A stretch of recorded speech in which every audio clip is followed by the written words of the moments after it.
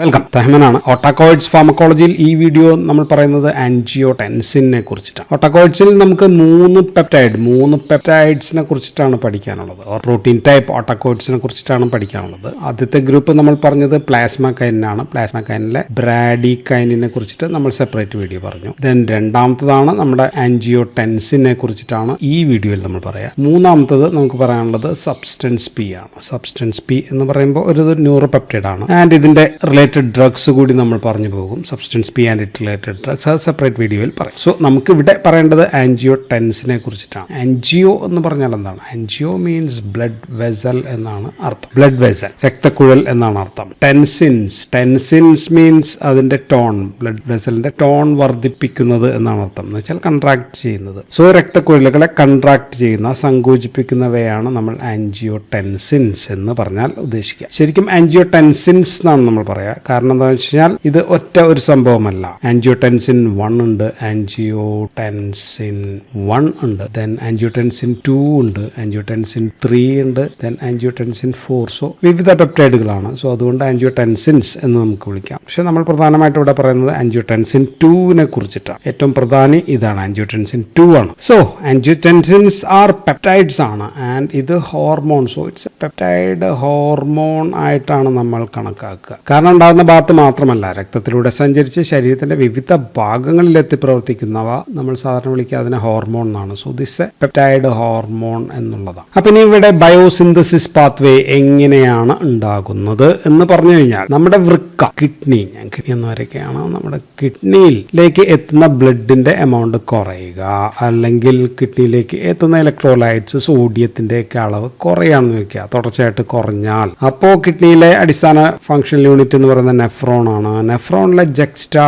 Glomerular അപ്പാരറ്റസിൽ നിന്ന്, so അവയിൽ നിന്ന് കൂടിയ അളവിൽ ഒരു സംഭവം ഉണ്ടാവുന്നുണ്ട്. അതിന്റെ പേരാണ് renin. So renin is secreted into the ബ്ലഡിനകത്തേക്ക് റെനിൻ കൂടുതലായിട്ട് എത്തും. ബിക്കോസ് ഇവിടെ സോഡിയവും വാട്ടറും ഒക്കെ കുറവാണ് എത്തുന്നത്, അല്ലെങ്കിൽ ബ്ലഡ് പ്രഷർ കുറവായിരുന്നു കിഡ്നിയിൽ, തുടർച്ചയായിട്ട് കുറവായിരുന്നു. സോ അങ്ങനെ increased renin in the and renin ഇങ്ങനെ ബ്ലഡിലൂടെ പോയി നമ്മുടെ ലിവറിൽ നിന്ന്, കരളിൽ നിന്ന് ഉണ്ടാകുന്ന ഒരു ആൽഫ 2 ഗ്ലോബുലിൻ സംഭവമാണ് ആൻജിയോടെൻസിനോജൻ എന്ന് പറയുന്ന സംഭവം ഉണ്ടാകുന്നുണ്ട്. ആൻജിയോടെൻസിനോജൻ അത് ബ്ലഡിനകത്തേക്കാണ് വരുന്നത്. സോ ഇവിടെ റെനിൻ പ്രവർത്തിക്കുന്നു. സോ ആൻജിയോടെൻസിനിൽ പ്രവർത്തിക്കുന്നു. അപ്പോൾ ആൻജിയോടെൻസിനോജൻ എന്നാണ് നമ്മൾ പറഞ്ഞത്. നോജൻസ് ആർ ഇനാക്റ്റീവ് ആണ്. സോ ഇനാക്റ്റീവ് ആയിട്ടുള്ള ആൻജിയോടെൻസിനോജൻ എന്ന് പറയുന്ന ഈ പെപ്റ്റൈഡിൽ നിന്ന് ഉണ്ടാകുന്നതാണ് ആൻജിയോടെൻസിൻ 1. സോ ഇവിടെ കഴിയുമ്പോഴത്തേക്കും ആൻജിയോടെൻസിൻ 1 എന്ന് പറയുന്ന ഒരു സംഭവം ഉണ്ടാവും. സോ ഇത് ഒരു ഡെക്കാപെപ്റ്റൈഡ് ആണ്. ഡെക്കാപെപ്റ്റൈഡ് എന്ന് പറയുമ്പോൾ 10 അമിനോ ആസിഡ് ഉള്ള പെപ്റ്റൈഡ് ആണ് നമ്മൾ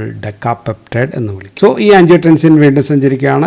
ബ്ലഡ് രക്തത്തിലൂടെ ഇങ്ങനെ സഞ്ചരിച്ച് പിന്നെ എത്തുന്നത് ശ്വാസകോശത്തിലൂടെ കടന്നു പോകും, ലങ്സിലൂടെ കടന്നു പോവുകയാണ്. സോ ശ്വാസകോശത്തിലെ രക്തക്കുഴലുകളുടെ എൻഡോത്തീലിയൽ സെൽ, ഇവിടെയുള്ള എൻഡോത്തീലിയൽ സെൽസിൽ നിന്ന് ഉണ്ടാകുന്ന ഒരു എൻസൈം, ആ എൻസൈമാണ് കൈനിനേസ് 2 വിഭാഗം എൻസൈമാണ്. നമ്മൾ കഴിഞ്ഞ ബ്രാഡികൈനിലൊക്കെ പറഞ്ഞാണ് കൈനിനേസ് 2 വിഭാഗം എൻസൈം ഇതിൽ പ്രവർത്തിക്കുന്നു. ആൻഡ് ഈ എൻസൈം കൈനിനേസ് 2 എൻസൈമിന്റെ പേരാണ് ആൻജിയോടെൻസിൻ കൺവേർട്ടിംഗ് എൻസൈം എന്നാണ് ഇതിന്റെ പേര്. സോ ഇത് നമ്മുടെ ശരീരത്തിലെ മറ്റു പല ഭാഗത്തുണ്ട്. പക്ഷെ പ്രധാനം ശ്വാസകോശത്തിൽ, ലങ്സിലുള്ള ബ്ലഡ് വെസൽസിൽ, എൻഡോത്തീലിയൽ സെൽസ് ആണ് ഇത് കൂടുതലായിട്ട് ഉണ്ടാകുന്നത്. സോ ഇതുവഴി ആൻജിയോടെൻസിൻ 1 എന്ന് പറയുന്ന ഈ ഡെക്കാപെപ്റ്റൈഡിലെ 2 അമിനോ ആസിഡ് അങ്ങ് മാറ്റുന്നു. 2 അമിനോ ആസിഡ് കുറഞ്ഞ് ഉണ്ടാകുന്നത് അപ്പോൾ 8 അമിനോ ആസിഡ് ഉള്ള ഒരു ഒക്ടാപെപ്റ്റൈഡ് ആണ്. സോ ഉണ്ടാകുന്നത് ഒക്ടാപെപ്റ്റൈഡ് ആണ്. ഞാൻ ഇവിടെ സെപ്പറേറ്റ് വരയ്ക്കാം. സോ ലങ്സ് കഴിയുമ്പോഴത്തേക്കും ഉണ്ടാകുന്നത് ഒരു ഒക്ടാപെപ്റ്റൈഡ് ആണ്, 8 അമിനോ ആസിഡ് ഉള്ള ഒക്ടാപെപ്റ്റൈഡ്. ആൻഡ് ഇതിന്റെ പേരാണ് ആൻജിയോടെൻസിൻ 2 എന്നാണ് ഇതിന്റെ പേര്. So angiotensin 2. സോ ഇതാണ് ആൻജിയോടെൻസിലെ പ്രധാനി എന്ന് നമ്മൾ നേരത്തെ പറഞ്ഞു. പിന്നീട് ഈ ആൻജിയോടെൻസിൻ 2 ആൻജിയോടെൻസിൻ 3 ആയിട്ട് മാറുന്നുണ്ട്. ദെൻ അതൊരു ഹെപ്റ്റാപെപ്റ്റൈഡ് ആണ്, 7 അമിനോ ആസിഡ് ഉള്ളതാണ്. ദെൻ ആൻജിയോടെൻസിൻ 4 ആയിട്ട് മാറുന്നുണ്ട്. അതൊരു 6 അമിനോ ആസിഡ് ഉള്ള ഹെക്സാപെപ്റ്റൈഡ് ആയിട്ട് മാറും. സോ ഇതാണ് ഇതിന്റെ മെറ്റബോളിസം എന്ന് പറയാം. So metabolism. പക്ഷെ ഇവയ്ക്ക് കമ്പയർഡ് ടു ആൻജിയോടെൻസിൻ 2 വളരെ ലെസ് ആക്ഷൻസ് മാത്രമേ ഉള്ളൂ. പക്ഷെ നമുക്ക് പറയേണ്ടത് ആൻജിയോടെൻസിൻ 2നെ കുറിച്ചിട്ടാണ്. So this a powerful hormone ആണ്, powerful vasoconstrictor. Angiotensin 2 is a vasoconstrictor. Powerful vasoconstrictor means it is 40 to 50 times x more potent than noradrenaline. നോറഡ്രിനാലിനേക്കാൾ പവർഫുൾ ആയിട്ടുള്ള വാസോകൺസ്ട്രിക്ടർ. സോ റെനിൻ വഴി ആൻജിയോടെൻസിൻ 2 ഉണ്ടാകുന്നത് നമ്മൾ ഫിസിയോളജിയിൽ പഠിച്ചത് സിസ്റ്റത്തിന്റെ പേര് RAS, റാ സിസ്റ്റം എന്നാണ്. സോ റെനിൻ നമ്മൾ പറഞ്ഞു, ആൻജിയോടെൻസിൻ 2 നമ്മൾ പറഞ്ഞു. അപ്പോൾ ഇനി നമുക്കിനി പറയാണ്ട്, അത് നമുക്ക് പുറകെ പറയാം, ആക്ഷൻസ് പറയുമ്പോൾ പറയാം. ഇനി ആൻജിയോടെൻസിൻ എങ്ങനെ പ്രവർത്തിക്കുന്നു, ആൻജിയോടെൻസിൻ 2 എങ്ങനെ പ്രവർത്തിക്കുന്നു വെച്ചാൽ അവിടെ റിസപ്റ്റേഴ്സ് വഴിയാണ്. 2 റിസപ്റ്റർ ഉണ്ട്. ഒന്ന് ആൻജിയോടെൻസിൻ റിസപ്റ്റർ 1 ആണ്, രണ്ടാമത്തത് ആൻജിയോടെൻസിൻ റിസപ്റ്റർ 2 വഴിയുമാണ് പ്രവർത്തിക്കുക. സോ ഇത് രണ്ടുമാണ് റിസപ്റ്റേഴ്സ്, രണ്ടും G പ്രോട്ടീൻ കപ്പിൾഡ് റിസപ്റ്റേഴ്സ് ആണ്. ആൻഡ് ഇതിൽ ആക്ഷൻസ് ആൻജിയോടെൻസിൻ 2ന്റെ പ്രവർത്തനങ്ങൾ അധികവും ഉണ്ടാക്കുന്നത് ആൻജിയോടെൻസിൻ റിസപ്റ്റർ 1 വഴിയാണ്. ആൻജിയോടെൻസിൻ 2ന്റെ റിസപ്റ്ററാണ് ആൻജിയോടെൻസിൻ 1 എന്ന് പറയാം. സോ ഇത് GPCR വഴിയാണെന്ന് പറഞ്ഞു. സോ പ്രവർത്തിക്കുന്നത് GQ/G11 വഴിയാണ് എന്ന് പറയുമ്പോൾ phospholipase C, IP3, DAG, calcium, ഈ റൂട്ടിലാണ് ഇത് പ്രവർത്തിക്കുക. സോ ആൻജിയോടെൻസിൻ റിസപ്റ്റർ 1 വഴിയാണ് എന്തൊക്കെ നടക്കുന്നത്, ബ്ലഡ് വെസൽ കൺട്രാക്ഷൻ, രക്തക്കുഴലുകളെ ചുരുക്കുന്നത് ആൻജിയോടെൻസിൻ റിസപ്റ്റർ 1 വഴിയാണ്. ആൽഡോസ്റ്റിറോണിന്റെ പ്രൊഡക്ഷൻ നടക്കുന്നതും ആൻജിയോടെൻസിൻ 2ന്റെ റിസപ്റ്റർ 1 വഴിയാണ്. ദെൻ ഹേർട്ട് റീമോഡലിംഗ് കാരണമാവുന്നതും ഈ റിസപ്റ്റർ വഴിയാണ്. അപ്പോൾ ഇത് ആൻജിയോടെൻസിൻ 2 റിസപ്റ്റർ വഴി നടക്കുന്നത് സെൽ ഗ്രോത്ത്, ഹൈപ്പർട്രോഫി തുടങ്ങിയവയാണ്. So this is for cell growth, hypertrophy, പ്രത്യേകിച്ച് fetal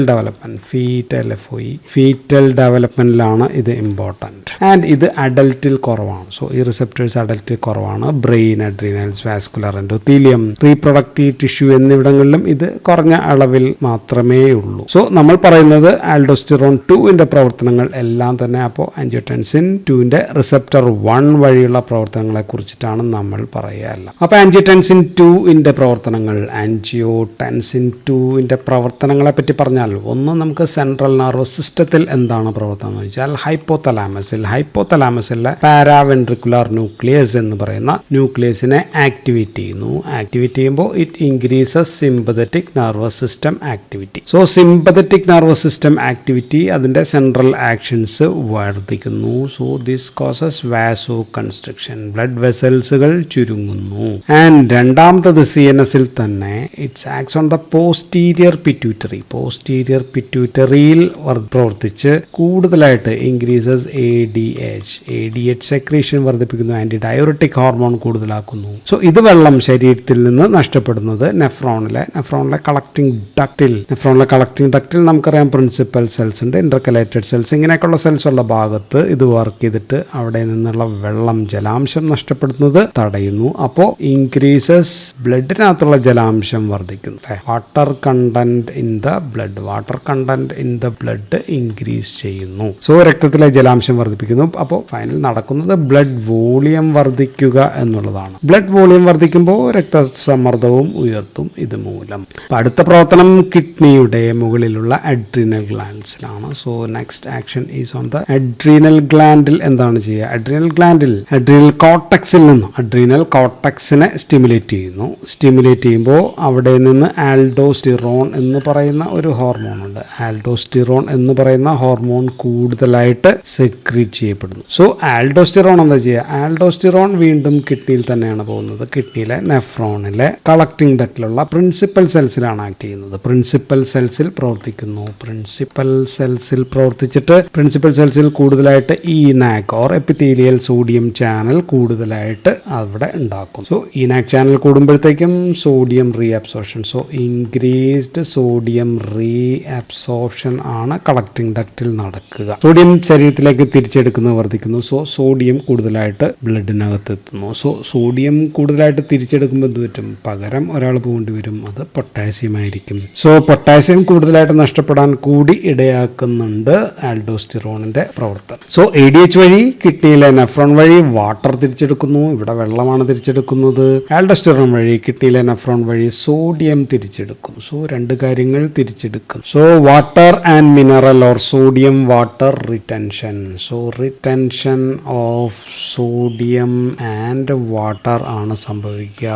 this all increases blood volume. ശരീരത്തിലെ ജലാംശം ഉയരുന്നു. ജലാംശം ഉയരുമ്പോൾ രക്തത്തിന്റെ അളവ് ഉയരും. രക്തത്തിന്റെ അളവ് ഉയരുമ്പോൾ ബ്ലഡ് പ്രഷർ ഉയരും. ഇനി ആൻജിയോടെൻസിൻ 2 നേരിട്ട് നമ്മുടെ രക്തക്കുഴലുകളെ ചുരുക്കുന്ന പണിയും ചെയ്യുന്നുണ്ട് എന്ന് നമ്മൾ പറഞ്ഞു. സോ ബ്ലഡ് വെസൽ കൺസ്ട്രിക്ഷൻ ഉണ്ടാക്കുന്നുണ്ട്. ആൻഡ് ഇതിനൊപ്പം തന്നെ also hypertrophy of blood vessels or arterial or venular walls. അതിന്റെ ഭിത്തികളിൽ ഹൈപ്പർട്രോഫിയും കൂടി ഉണ്ടാക്കുന്നുണ്ട്. സോ ഈ 3 പ്രവർത്തനത്തിന്റെ ഫലമായിട്ട് അൾട്ടിമേറ്റ് ഉണ്ടാകുന്നത് ബ്ലഡ് പ്രഷർ, രക്തസമ്മർദ്ദം ഉയരുന്നു. രക്തസമ്മർദ്ദം ഓർ ബ്ലഡ് പ്രഷർ ഉയരുന്നു അല്ലെങ്കിൽ ഉയർത്തുന്നു എന്നുള്ളതാണ്. ആൻഡ് ഇനി ആൻജിയോടെൻസിന് ഹൃദയത്തിൽ ഓൺ ദ ഹാർട്ട്, ഹൃദയത്തിൽ മയോകാർഡിയൽ സെൽസിൽ നേരിട്ടും ചില പ്രവർത്തനങ്ങളുണ്ട്. സെൽ ഗ്രോത്ത് ആൻഡ് ഹൈപ്പർട്രോഫി ഉണ്ടാക്കുന്നത് കൊണ്ട് ഹൃദയത്തിന്റെ സെൽസിന്റെ റീമോഡലിങ്ങിനെ സഹായിക്കുന്നു. സോ റീമോഡലിംഗ് ഓഫ് ഹാർട്ട് കൂടി ഉണ്ടാകുന്നുണ്ട് ആൻജിയോടെൻസിൻ 2ന്റെ ഫലമായി. So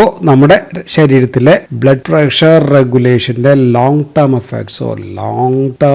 effects of the blood pressure regulation കൈകാര്യം ചെയ്യുന്ന പ്രവർത്തനമാണ് ഈ ആൻജിയോടെൻസിൻ 2 ചെയ്യുന്നത്. സോ രക്തസമ്മർദ്ദം നിയന്ത്രിക്കുന്നതിൽ പ്രധാനപ്പെട്ട ഒരു ഹോർമോണാണ് ആൻജിയോടെൻസിൻ 2 എന്നത്. സോ ഇതെല്ലാമാണ് ആൻജിയോടെൻസിൻ 2ന്റെ ആക്ഷൻ. അപ്പോൾ ഇനി ആൻജിയോടെൻസിൻ 2 റിലേറ്റഡ് മരുന്നുകളെ പറ്റി പറഞ്ഞാൽ, സോ ഈ മരുന്നുകളെല്ലാം തന്നെ ആന്റി ഹൈപ്പർടെൻസീവ് മരുന്നുകളാണ്. ആന്റി ഹൈപ്പർടെൻസീവ് ഡ്രഗ്സ് ആണ് എല്ലാം. സോ എല്ലാം തന്നെ drug of choice or first line drug ആണ്. എസെൻഷ്യൽ ഹൈപ്പർ ടെൻഷൻ എന്ന് പറയുമ്പോഴത്തേക്കും ഡോക്ടർമാർ ആദ്യം എഴുതുക ഇതാണ്. സോ ഇതെല്ലാമാണ് മരുന്നുകൾ. 1 ഈസ് ACE ഇൻഹിബിറ്റേഴ്സ് ആണ്. ACE എന്താണെന്ന് നമ്മൾ നേരത്തെ പറഞ്ഞിട്ടുണ്ട്. ACE ഇൻഹിബിറ്റേഴ്സ് എല്ലാം അവസാനിക്കുന്നത് പ്രിൽ എന്ന വാക്കിലാണ്. പ്രിൽ എന്ന വാക്കിൽ അവസാനിക്കുന്ന മരുന്നുകൾ ഏതൊക്കെയാണ്? ഒന്ന് കാപ്റ്റോ കഴിഞ്ഞാൽ പ്രില്ലാണ്. ദെൻ ഇനല പ്രില്ലുണ്ട്. Then perindopril, lisinopril etcetera. So ഇതെല്ലാം ആൻജിയോടെൻസിൻ 2 ഉണ്ടാകുന്നത് തടയുന്നതാണ് അല്ലെ. Because they inhibit the ACE kinase 2 ടൈപ്പുള്ള ACEനെ തടയുന്നു. ഇനി ആൻജിയോടെൻസിന്റെ റിസപ്റ്ററിൽ പ്രവർത്തിക്കുന്ന മരുന്നുണ്ട്. Angiotensin 2 receptor ആന്റഗോണിസ്റ്റുകളാണ്. ARBs എന്നൊക്കെ നമ്മൾ വിളിക്കും. ആൻഡ് ഈ മരുന്നുകൾ റിസപ്റ്ററിൽ തടയുമ്പോൾ ആൻജിയോടെൻസിൻ 2ന്റെ ആക്ഷൻസ് എല്ലാം ഇല്ലാതെയാകുന്നു. ഈ മരുന്നുകളെല്ലാം അവസാനിക്കുന്നത് സർട്ടാൻസ് എന്ന പേരിലാണ്. സർട്ടാൻസ് ഏതൊക്കെയാണ്? കുറച്ച് സർട്ടാൻ പറഞ്ഞാൽ ഒന്ന് ലോസാർട്ടാൻ ഉണ്ട്, ദെൻ കാൻഡി സർട്ടാൻ ഉണ്ട്, വൽസാർട്ടാൻ ഉണ്ട്, ഇർബർ സർട്ടാൻ ഉണ്ട്, ടെൽമി സർട്ടാൻ. സോ ഇങ്ങനെ കുറെ സർട്ടാൻസ് ഇനിയുണ്ട് ഇഷ്ടം പോലെ. ഇതൊക്കെയാണ് രണ്ടാമത്തെ ഗ്രൂപ്പ് ഓഫ് മരുന്ന്. മൂന്നാമത്തെ ഗ്രൂപ്പ് റെനിൻ ഇൻഹിബിറ്റേഴ്സ് ആണ്. റെനിൻ ഇൻഹിബിറ്റേഴ്സ് എന്ന് വെച്ചാൽ ആൻജിയോടെൻസിൻ 2 ഉണ്ടാവുന്നത് തടയാണ്. സിന്തസിസ് ഓഫ് ആൻജിയോടെൻസിൻ 2 തന്നെ തടയുന്നത് പ്രധാനപ്പെട്ട ഒരു മരുന്നാണെന്നുള്ളത് അലിസ്കൈറൻ എന്ന് പറയുന്ന മരുന്നാണ്. So that's all about angiotensins. Angiotensin 2 ആണ് പ്രധാനപ്പെട്ടത്. നമുക്ക് ഇത്ര ആക്ഷൻസ് ഒക്കെയാണ് പറയാനുള്ളത്. So thank you for watching.